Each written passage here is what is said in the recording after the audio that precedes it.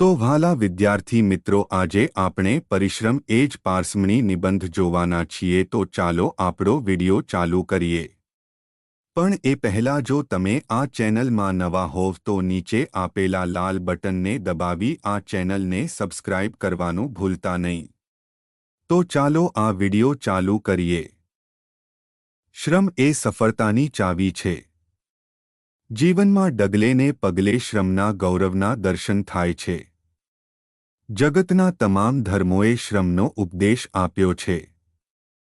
Bible કહે છે, તું તારો પસીનો રેડીને તારી રોટી ખાજે. કોઈ પણ પ્રકારના પરિશ્રમ વિના રોજી મેળવી સમાજ માટે બોજારૂપ બનનાર માનવીને ગીતામાં ચોર કહ્યો છે. ધર્મોમાં શ્રમને તપ ગણવામાં આવ્યું છે. જગતના મહાપુરુષોની મહત્તાના મૂળ શ્રમમાં રહેલા છે.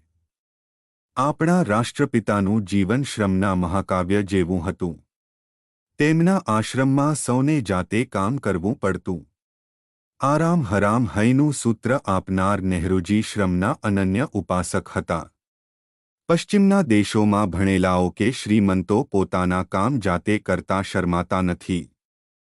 જાપાન અને જર્મની જેવા દેશોની પ્રજાએ શ્રમ અને સ્વાશ્રયથી થોડા જ વર્ષોમાં અદ્ભુત પ્રગતિ સાધી છે. શ્રમથી મનુષ્યનું શરીર ઘડાય છે અને મન પ્રફુલ્લિત રહે છે. શ્રમથી વ્યવસ્થાશક્તિ ખીલે છે અને મનોબળ દૃઢ બને છે. શ્રમ કરનાર માણસ પોતાનું કાર્ય નિષ્ઠાપૂર્વક અને સમયસર કરી શકે છે. એને કદી પારકી આશ સદા નિરાશનો કડવો અનુભવ થતો નથી. વળી શ્રમથી પ્રાપ્ત કરેલી વસ્તુ વધુ પ્રિય લાગે છે. જાતે શ્રમ કરવાથી માણસ કરકસર કરી શકે છે અને બહોળો અનુભવ મેળવે છે. શ્રમ કરનાર માણસનું ઘરમાં, કુટુંબમાં અને સમાજમાં ઊંચું મૂલ્ય અંકાય છે. જેણે કામ કર્યું તેણે કામણ કર્યું એ કહેવત કેટલી સાચી છે.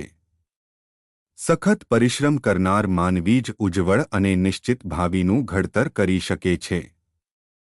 જે દેશના લોકો પરિશ્રમનું ગૌરવ કરે છે તે દેશ જ ઝડપી પ્રગતિ સાધી શકે છે.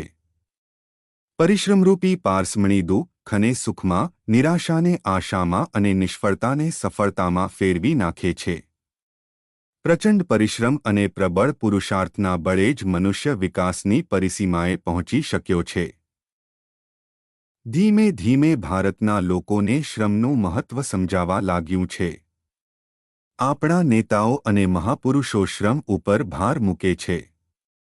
આપણી હાલની શિક્ષણ પદ્ધતિમાં પણ શ્રમ પર ભાર મૂકવાના પ્રયાસો થઈ રહ્યા છે. એક કવિએ ખરું જ ગાયું છે, સિદ્ધિ તેને જઈ વરે જે પરસેવે નહાય. ખરેખર નૂતન ભારતનું નિર્માણ શ્રમના સાધકો દ્વારા જ થઈ શકશે. તો મિત્રો, કેવો લાગ્યો આ વિડિયો? જો તમને વિડિયો ગમે હોય તો આ વિડિયોને લાઇક કરજો, શેર કરજો અને આવા વિડિયો જોવા માટે આ ચેનલને સબસ્ક્રાઇબ કરવાનું ભૂલતા નહીં. આભાર.